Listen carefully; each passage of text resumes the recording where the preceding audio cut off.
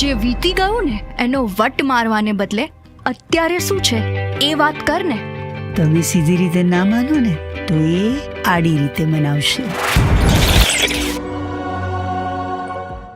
સિક્કાની બાજુ બે, નરસી સારી, થાશે હિસાબ, કરતું તૈયારી. કેમ છો દોસ્તો? આ જબરદસ્ત ટેગલાઇન છે આવતા મહિને એટલે કે 18 ઓક્ટોબરના રોજ રિલીઝ થવા જઈ રહેલી ફિલ્મ કર્મ વોલેટની, જેના મોશન પોસ્ટરના રિવ્યૂ આપણે પહેલાં જ આપણી ચેનલ પર કરી ચૂક્યા છીએ.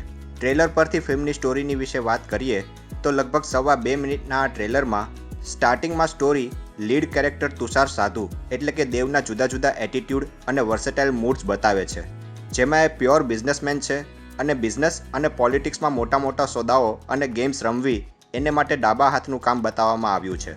પોલીસ ડિપાર્ટમેન્ટમાં કોઈનું હાયર લેવલ પર પ્રમોશન કરાવવાનું હોય કે પછી પોલિટિશિયન્સને સીટ્સ અપાવવી કે પછી કોઈ જમીન ખાલી કરાવવી, આ બધું એને માટે રાત દિવસનો ખેલ બતાવવામાં આવ્યો છે.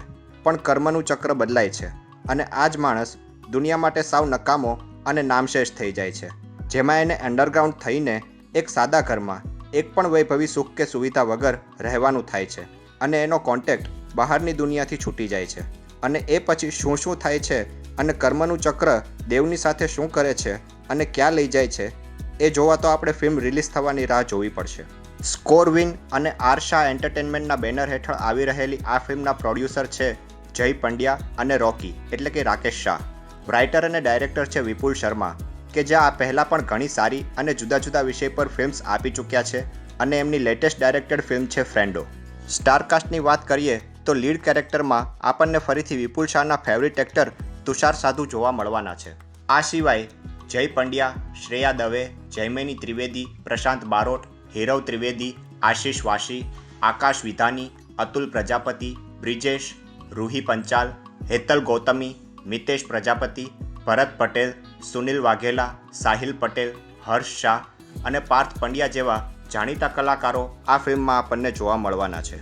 ટ્રેલર પરથી લાગી રહ્યું છે કે આ ફિલ્મ લીડ કેરેક્ટર દેવની લાઈફના 2 ફેઝ પર આધારિત છે, જેમાં ફર્સ્ટ ફેઝમાં એ એંગ્રી યંગમેનના રૂપમાં જોવા મળશે કે જ્યાં એ મોટાભાગના ખરાબ કર્મો એ પછી લોકોને હેરાન કરવાના હોય કે જોર જબરદસ્તી કરવાની હોય તે ટાઈપનો રોલમાં જોવા મળશે. તો સેકન્ડ ફેઝમાં એ એક સામાન્ય માણસ તરીકે જોવા મળી શકે છે, જે પોતાના કરેલા કર્મોનો હિસાબ ચૂકવતો હોય.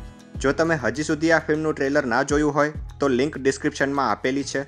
સાથે જ તમને આ ફિલ્મનું ટ્રેલર કેવું લાગ્યું એ કમેન્ટ કરીને જરૂર જણાવશો. ગુજરાતી ફિલ્મોની અવનવી અને લેટેસ્ટ અપડેટ જાણવા માટે હંમેશા જોડાયેલા રહો ફિલ્મ રિવ્યૂ ગુજરાતી સાથે.